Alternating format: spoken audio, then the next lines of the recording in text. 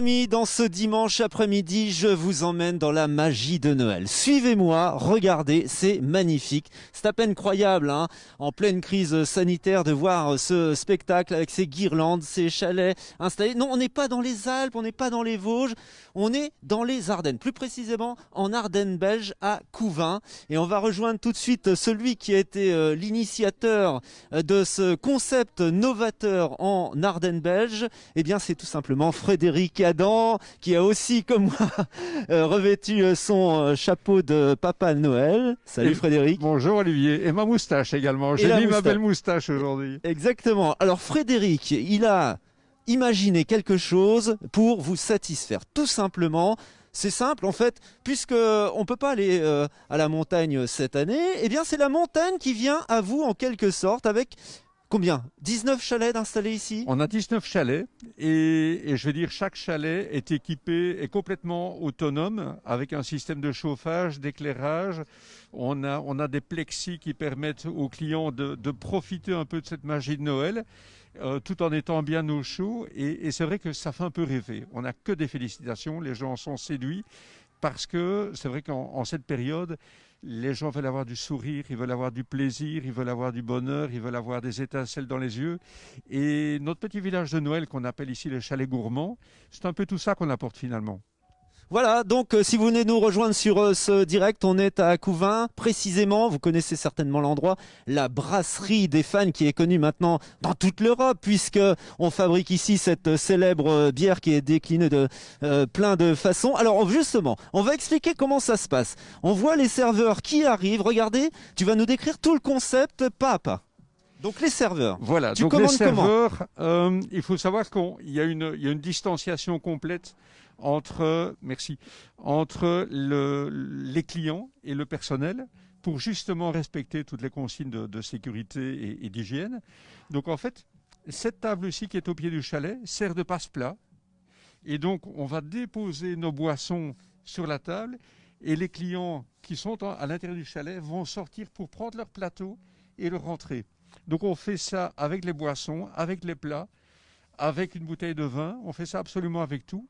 Et donc les clients sont un peu, on va dire, dans leur bulle, sans jeu de mots avec la bière, mais les clients sont un peu dans leur bulle, dans leur bien, dans leur maison, dans leur chalet, et ils passent toute la soirée, enfin en respectant évidemment les couvre-feux, etc., mais ils vont passer 3-4 heures dans leur chalet, et quand ils veulent passer commande, ils téléphonent.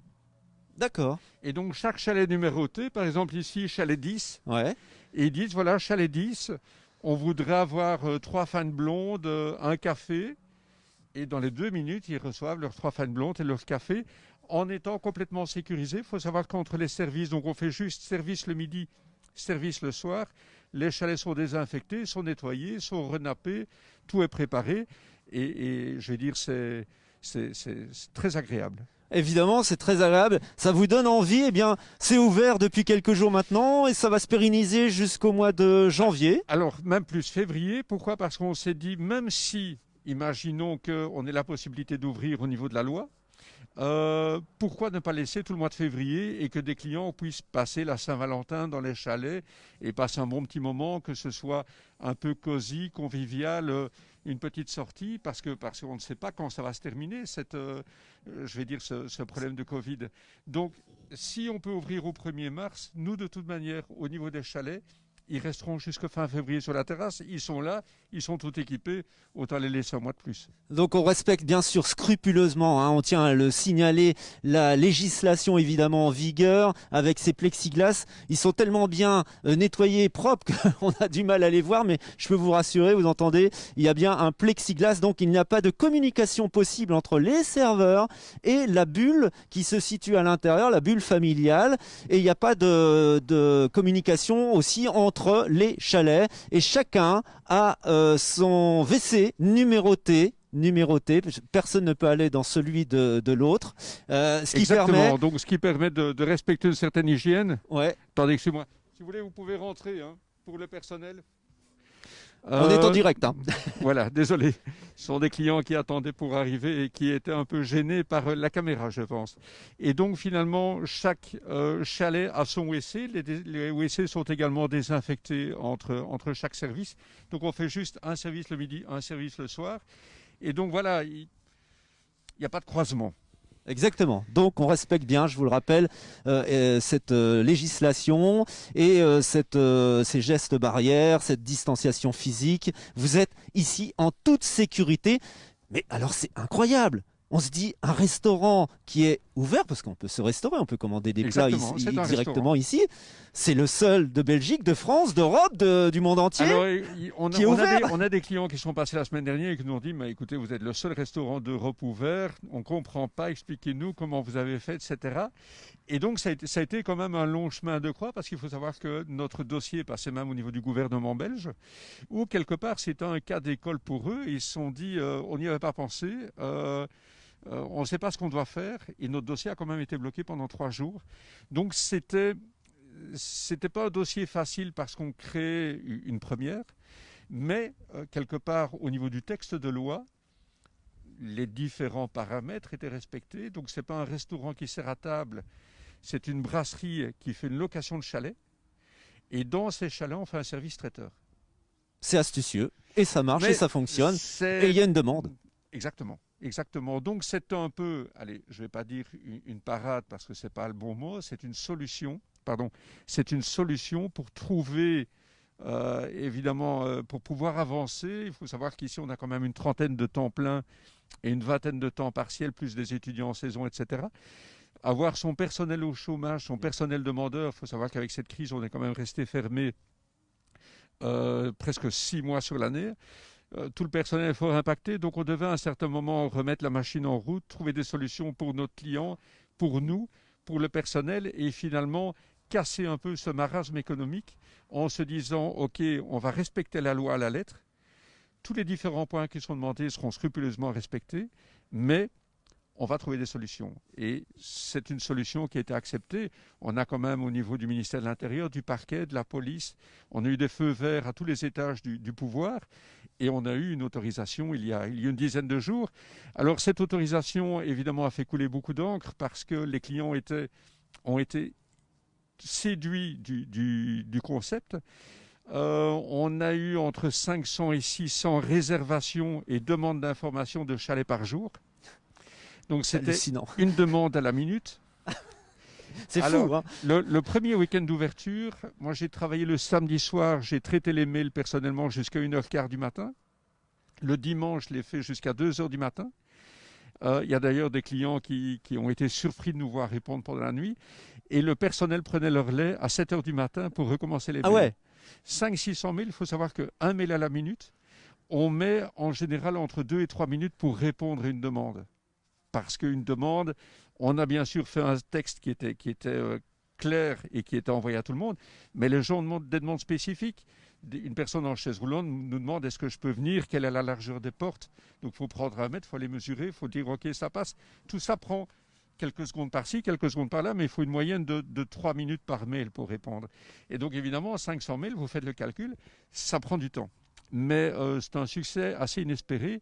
Et en même temps, on se dit, tiens, finalement, notre concept, je pense qu'il peut être duplicable ailleurs. Et si on peut donner quelques conseils, on le fera pour des collègues. Je pense que c'est important que la profession, que le métier s'en sorte et d'apporter un peu de bien-être aussi au niveau des clients. La montagne, ça vous gagne et on vous le prouve. On va redescendre au sein de ce petit village avec ces chalets qui sont donc installés. Il y en a 19, combien tu as dit ? 19. 19 précisément, voilà, on est carrément dans un village, on se croirait en Haute-Savoie, il ne manque plus que la neige pour nous satisfaire. Mais elle va arriver, tu sais Olivier, on en annonce dans 8 jours. Pour nous satisfaire pleinement, si vous venez de vous connecter sur ce Facebook Live, c'est à peine croyable, mais on est en direct de Couvain depuis la brasserie des Fagnes. Si vous avez des questions à poser à Frédéric Adam pour venir eh bien, vous installer avec votre bulle familiale en toute sécurité, je regarde un petit peu le chat, si vous avez des questions, n'hésitez pas. En tous les cas, il peut y répondre en direct. Vous pouvez venir bien sûr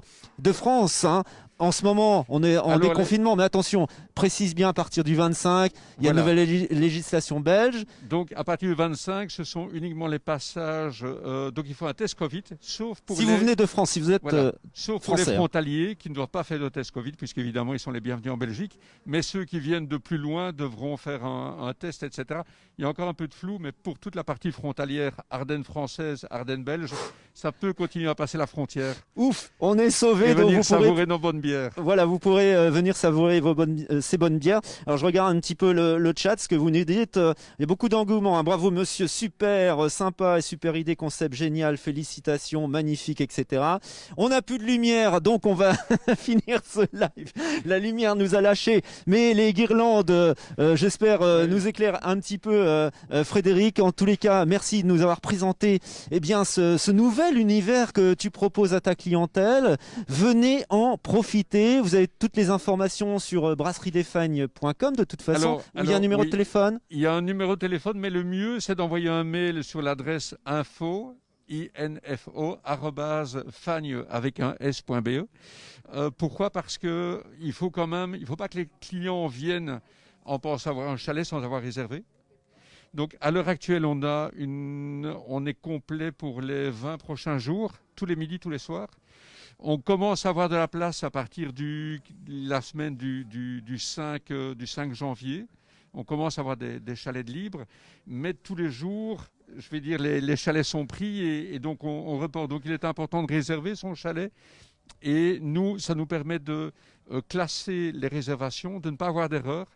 On en a 19, on n'a pas 22 chalets, donc il faut que les clients soient bien, il faut que tout soit respecté. Ici, par exemple, c'est un chalet qui est réservé pour 2 personnes. Si vous regardez là, c'est un chalet qui est réservé pour 4 personnes. Donc, tout est préparé, les tables sont dressées, les chalets sont chauffés. Chauffés. Bien sûr. On a 2 systèmes de chauffage. On a un système de chauffage aérien qui réchauffe la table. Et si un jour on a du -4, -5 avec un peu de neige, on a un système de chauffage complémentaire qui est là dans le coin, qui permet que quand la porte s'ouvre, de faire un mur chaud, un écran, qui empêche le froid de rentrer dans le chalet et que les clients se trouvent tout à fait avec un très bon confort.